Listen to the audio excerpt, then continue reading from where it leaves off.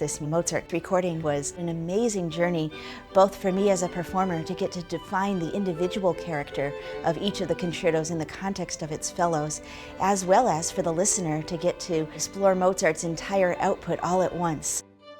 Playing music by one of the world's greatest composers is a collaboration not only between the performers, but also a collaboration between the interpreter and the composer.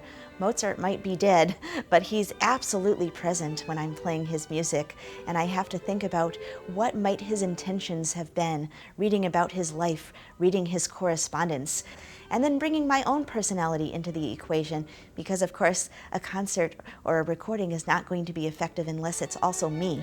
And so finding that balance where I'm being true to myself and true to Mozart and trying to bring together the best of everything. She is one of the most honest violin players I've ever heard, I think. And it's a great attraction in this. There is no utter embellishment. Everything is there for a purpose. And musically speaking, it makes such good sense with her. Of course, having a conductor like Sir Neville Marriner, one of my true musical heroes, was such a blessing because he's had years of experience as one of the leading Mozart interpreters of the world. And so I brought all of my ideas to the table, but then he added so many more details during the recording session, and it was such an inspiring process of collaboration. It was really great to work with colleagues like the players in the Academy of St. Martin in the Fields, because not only are they very good instrumentalists, but they were truly committed to making the recording not just as technically perfect as they possibly could, but also making it as meaningful on an emotional level as the music could possibly be. Mozart didn't write every single detail of dynamics and phrasings into his parts. A lot of it is just absolutely bare, but that certainly doesn't mean you're supposed to play it blah. It means you're supposed to come up with your own individual ideas.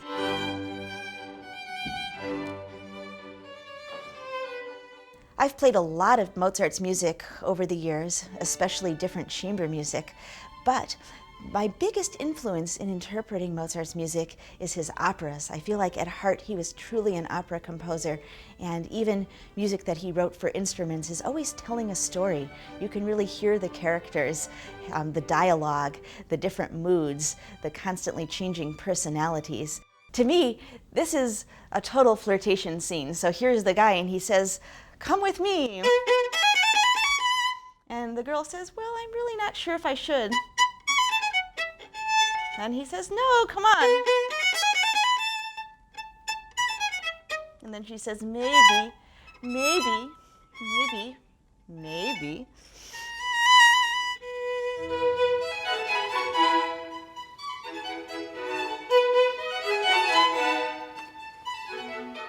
I think working with Rachel in the studio like this is very reassuring for the orchestra too, that she is utterly prepared.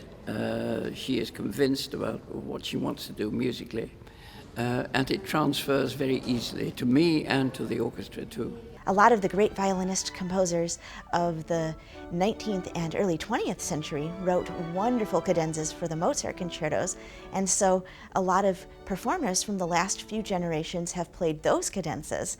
But I thought it would be more personal to play my own, and in fact that's what Mozart wants you to do, is play a cadenza that's going to be an organic extension of your interpretation of his music.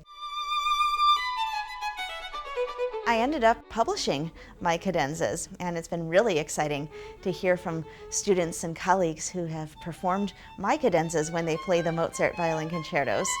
And I hope that some of them will even pick up their pens and write their own cadenzas too.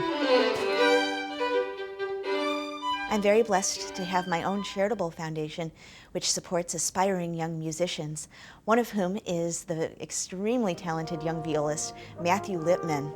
We actually sponsored him to go to a number of international competitions when he was a teenager, and he won first prize in all of them. And now he borrows a 1700 Gefriller viola, a gorgeous antique instrument from our collection. When I was thinking of who I might want to join me for Mozart's Sinfonia Concertante and play the viola part, I immediately thought of Matthew because I just love his playing, and we have very similar approaches to Mozart's music. So I'm really excited for everyone to hear this recording. you.